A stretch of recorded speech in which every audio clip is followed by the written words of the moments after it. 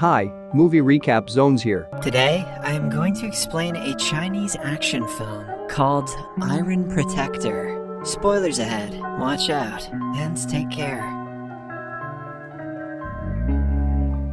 A martial arts expert named Wu-Lin is the successor of an ancient Chinese clan, the Iron Feet. He has come to a big city for the first time in years. Suddenly, a group of gangsters in pursuit bumps into a kid and drops his ice cream.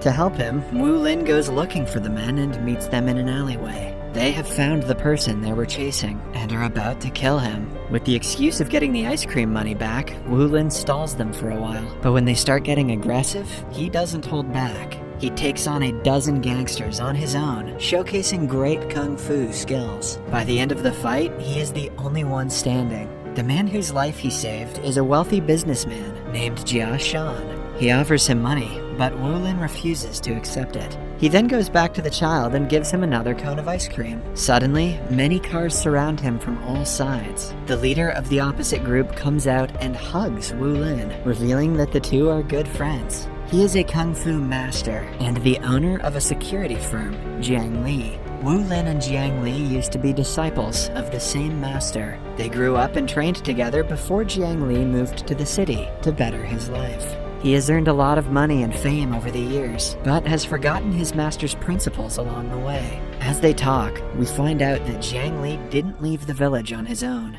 He made a huge mistake during a practice and was kicked out by his master. The master believed he was not worthy of being taught a sacred art like kung fu. Back in the present, Wu-Lin brings out the master's ashes, revealing that he passed away. Jiang Li breaks down crying, still filled with love for his mentor. The next day, they go to Jiang Li's training center. While going through the security checkup, Wu-Lin is asked to remove his shoes because they are made of metal. Jiang Li knows the history behind them, so he allows him to come in without taking them off. The businessman Jia Shan has come to Jiang Li to hire a bodyguard for his daughter. Jiang Li shows him the strength of his men, but Jia Shan shows interest in hiring Wu-Lin. Wu-Lin agrees to do it, since one of the master's teachings said the protector will do anything in his power to protect the employer. The next morning, Wu-Lin meets Jia Shan's spoiled daughter, Fei-Fei. The first meeting doesn't go as expected, as a startled Fei-Fei drops her towel, assuming he is an intruder. After finding out he is her new bodyguard, she offers him money to leave her alone. However, Wu-Lin is true to his principles, so a little amount of money won't change his decision. As a last resort, Fei-Fei threatens him with a fake gun, but Wu-Lin doesn't react at all. Later that day, the two drive to the mall. Fei-Fei reluctantly walks around while he follows her everywhere. Then she notices a group of perverts bothering a girl. She confidently walks to the leader of the group, pulls a Will Smith, and slaps him in the face. When the man is agitated, she lies that Wu-Lin asked her to do so. The thugs are about to beat up Wu-Lin when he claims that he doesn't know who Fei-Fei even is. The plan bites her back when they believe him and start chasing her to teach her a lesson. Wu-Lin watches in amusement as they make her run around the mall. But at last, he decides to help her and makes the thugs apologize.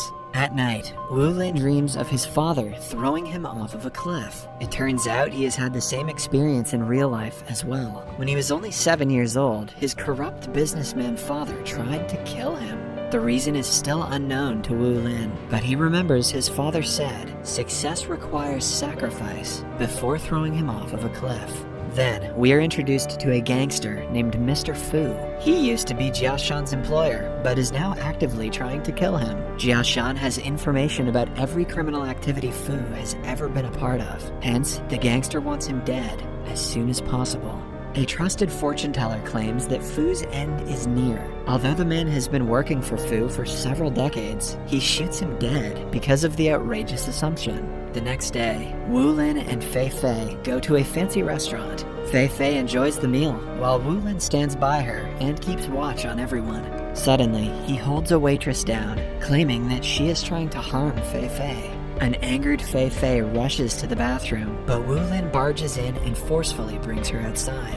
On their way back home, they get into an altercation again. A bunch of men come to Fei-Fei's aid, assuming that Wu-Lin is harassing her. She takes the opportunity to run away, but is then abducted by the waitress and waiter from earlier. Wu-Lin's intuition is proven correct, but he has no time to celebrate. He quickly follows the car and gets on top of it after jumping off of an overpass. However, he soon loses his grip and falls down. The second time, he doesn't bother jumping on it, but faces it head on. After stopping it and fighting the masked kidnapper, he manages to run away with Fei-Fei. When they reach home, Fei-Fei asks him how he knew the waiter and waitress were one of the abductors. Wu-Lin replies that he has trained himself to learn body language. A person can lie, but their movement shows how nervous, excited, or angry they are. Fei-Fei also reveals that she has had several bodyguards growing up.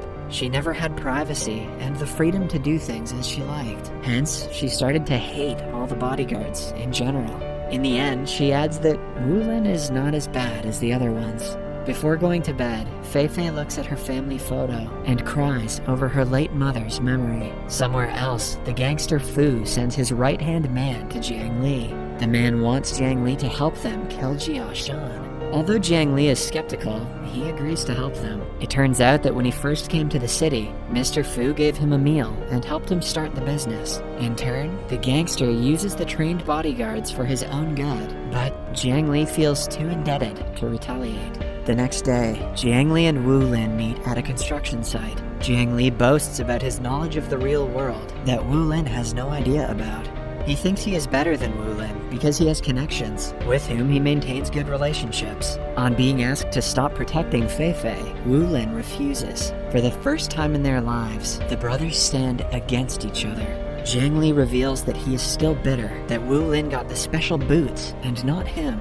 Master always favored Wu-Lin and thought he was a born fighter. Now that they have a chance, he wants to test who out of them is better. They get into a fist fight, but no one overpowers the other since they match in strength. A magic fist technique has always been Jiang Li's specialty. Using it, he punches Wu-Lin on his chest and slams him to the wall. In the end, Jiang Li declares they are no longer brothers and walks away. Following the encounter, Wu-Lin takes Fei-Fei to a secluded house by a beach. They spend their days practicing Kung Fu together. Wu-Lin reveals that the boots he wears are 25 kilos each. He has been wearing them for the past 8 years in an attempt to master a technique called the 108 kicks. When he takes the boots off, he will be stronger than ever. Wu-Lin has been watching Dragon Ball Z. Then, one day, Jiang Li's people find out Wu-Lin and Fei-Fei's location, but Jiang Li knows that his trainees are not even close to Wu-Lin's expertise. He gives them large handcuffs to use in their favor during the fight. They attack at night when Wu-Lin is least expecting it. The couple runs into the woods, where Wu-Lin is busy fighting the intruders. Taking the opportunity, 2 of the gangsters kidnap Fei-Fei and bring her to a warehouse. Wu-Lin follows them, but accidentally sets foot in a trap. With a handcuff tied to his already heavy leg, he has a hard time fighting them. Still, he knocks out several men and gives them a difficult competition. In the end, they trap both of his legs and slam him into a wall. When he is weak, a man drags him to a field nearby. Jiang Li sees his former brother on the verge of death and feels a hint of pain, but he suppresses it with anger. He approaches Wu-Lin and kills him with a final punch to his chest. They bury him in a pit before returning to their base. The rain keeps pouring heavily, turning the pit into a puddle. Suddenly, Wu-Lin crawls out of it, revealing that he is still alive. He was born with a heart on the right side of his chest, so the punch didn't do him much harm. With renewed motivation, Wu-Lin returns home and takes off the metal boots. It causes him to master the 108 kicks technique. Then, he changes his appearance and wears a suit before going to Jiang Li's training center. Hundreds of his trainees who are guarding the place attack him. But now, with 50 kilograms of weight off of his feet, Wu-Lin is undefeatable. He only uses his hands for defense and knocks several of them out with his amazing footwork. In the end, he is the only one standing in the ring. Following the encounter, he confidently enters a room with Mr. Fu, Jiang Li, Fei-Fei, and Jia Shan. Fu asks him if he is not afraid to die, to which Wu-Lin replies that success requires sacrifice. Fu is shocked because he had said the same thing to his son before killing him. Several years ago, Fu and Jia Shan worked together as partners. But one time, Fu made Jia Shan get caught by the police, which in turn caused the death of his wife. Ever since then, Jiashan has been looking to take revenge on Fu. Fu loved his son Wu-Lin dearly, until one day he witnessed Wu-Lin chasing an animal away just by staring at it. Fu's trusted fortune teller told him that his son would be the end of him and his career. That was the reason why he tried to kill Wu-Lin, even though he was just a kid. Fu laughs at his fate, thinking that the fortune teller was right all along. He fires at Wu-Lin, but this time, Jiang Li stops him. He is tired of being a pawn in Fu's illegal activities. He claims that he wants to fight Wu-Lin and give him a chance to showcase the power of the 108 kicks. They get into yet another battle, where Jiang Li has an upper hand because of the strength-magnifying gloves he is wearing. As the fight proceeds, Wu-Lin slowly starts to overpower him, but when Jiang Li is about to be defeated, Fu shoots him dead. With his final breath, he asks Wu-Lin to live on and maintain the legacy of the Iron Feet clan. Now, only Wu-Lin and Fu are the ones left alive. Seeing his death right in front of him, Fu tries to make amends with Wu-Lin, but his attempt fails. Wu-Lin launches at him, ready to end his life, but decides otherwise. He has always fought fairly, and killing the opponent is against the master's rule. He doesn't want to swoop down to Fu's level, so he lets him be with his ruined business. In the last scene, we see Wu-Lin spreading Jiang Li's ashes in the air. The moral of the story today is that fortune tellers are full of shit. Subscribe for more videos like this, turn on notifications, and leave a like to help the channel out. Thank you for watching.